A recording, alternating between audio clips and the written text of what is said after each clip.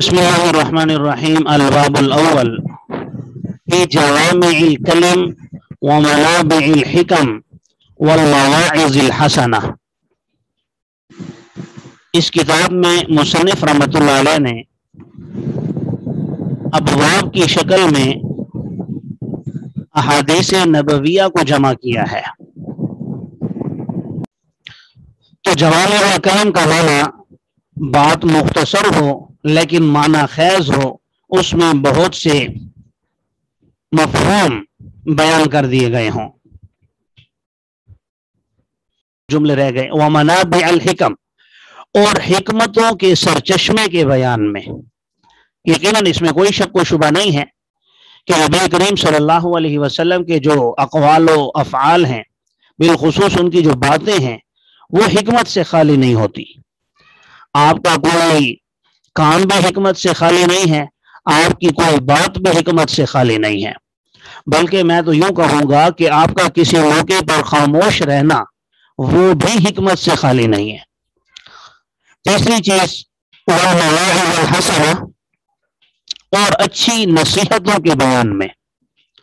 تو پہلے باب میں مصنف رحمۃ اللہ علیہ تین چیزوں کو بیان کریں گے: جوامع الکلم یعنی بات مختصر اور مفہوم اس کا وسیع ہو، اور منابع الحکم، اور حکمتوں کے سرچشموں کے بارے میں۔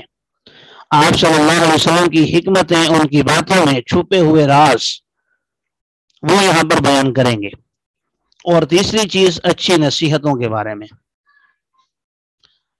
فرمایا نبی کریم صلی اللہ علیہ وسلم نے: انما الاعمال بالنیات وانما لامرئ ما نوى فمن كانت هجرته الى الله ورسوله فهجرته الى الله ورسوله ومن كانت هجرته الى دنيا يصيبها او امرأة يتزوجها فهجرته الى ما هاجر اليه۔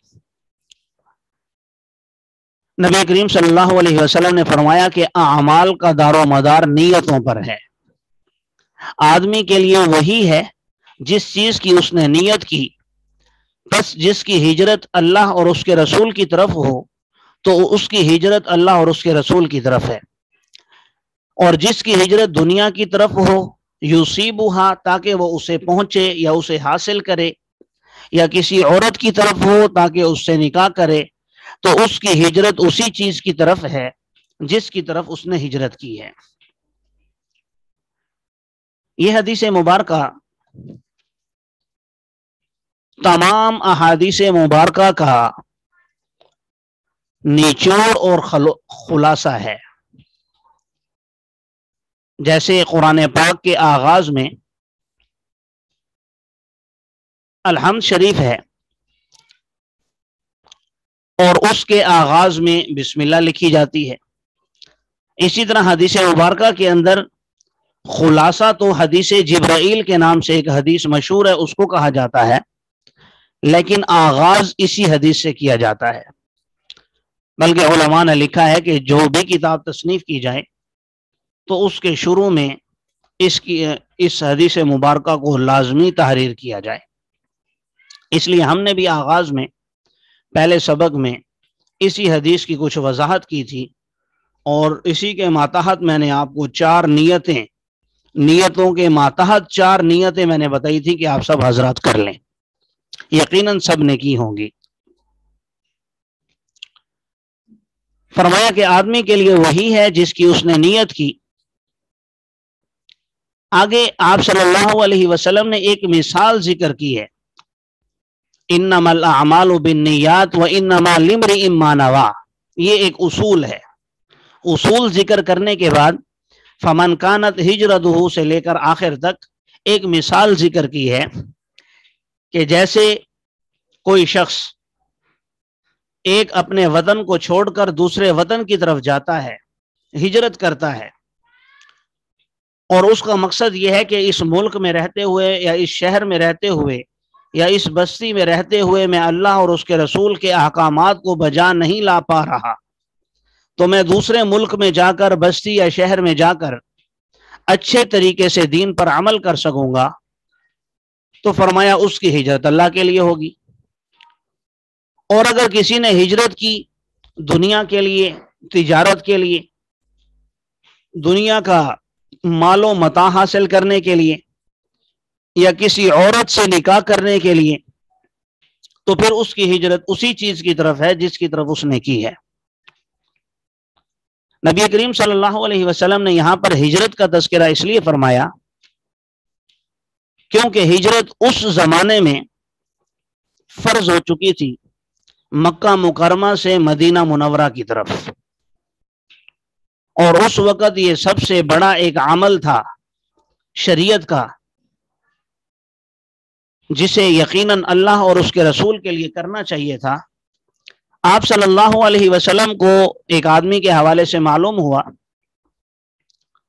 کہ اس نے کسی عورت کے کہنے پر، ایک عورت نے کہا کہ تم ہجرت کر کے اگر میری طرف آ جاؤ تو میں تم سے نکاح کر لوں گی، ایک عورت کے کہنے پر ہجرت کی ہے۔ تو اس موقع پر نبی کریم صلی اللہ علیہ وسلم نے یہ ارشاد فرمایا کہ اعمال کا دار و مدار نیتوں پر ہے۔ سمجھانا یہ مقصود تھا کہ ہجرت جیسا بڑا عمل یہ کسی چھوٹے موٹے مقصد کے لیے نہیں ہونا چاہیے، کیونکہ تجارت جس طرح آپ دوسرے ملک میں کریں گے اپنے ملک میں بھی کر سکتے ہیں۔ آپ نکاح کرنا چاہتے ہیں کہیں جا کر تو آپ اپنے علاقے میں بھی کر سکتے ہیں، کہیں دوسری جگہ جانے کی ضرورت نہیں ہے۔ اگر آپ نے ہجرت کرنی ہے تو اس کے لیے آپ کی نیت یہ ہونی چاہیے کہ میں اللہ اور اس کے رسول کے لیے کر رہا ہوں۔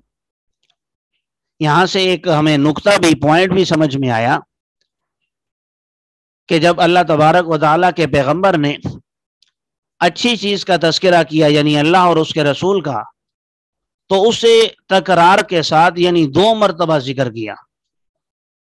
جس شخص کی ہجرت اللہ اور اس کے رسول کی طرف ہے فَهِجْرَتُهُ إِلَى اللَّهِ وَرَسُولِهِ، تو اس کی ہجرت اللہ اور اس کے رسول کی طرف ہے۔ لیکن آگے جو اللہ اور اس کے رسول کے علاوہ باقی چیزوں کا ذکر کیا جو یقیناً ان کے مقابلے میں بالکل ہینچ ہیں، ان کی کوئی حیثیت نہیں ہے، تو ان کا ذکر صرف 1 مرتبہ کیا۔ دوسرے موقع پر فَهِجْرَتُهُ إِلَى مَا هَاجَرَ إِلَيْهِ، ان کی طرف اشارہ فرما کر یہ بتا دیا کہ اپنے کلام کے اندر جب کوئی اچھی بات ہو، اچھی چیز کا تذکرہ ہو تو اسے بار بار کرنے میں کوئی حرج نہیں ہے، کرنا چاہیے۔ لیکن اگر آپ کے کلام میں کوئی آپ کو کسی بری چیز کا تذکرہ کرنا پڑے ضرورت کے تحت، تو پھر ضرورت کے درجے میں ہی اس کو ذکر کرنا چاہیے، فقط 1 مرتبہ اسے بار بار ذکر نہیں کرنا چاہیے۔ اللہ تعالیٰ سے دعا ہے اللہ تعالیٰ ہمیں اس پر عمل کرنے کی توفیق عطا فرمائے۔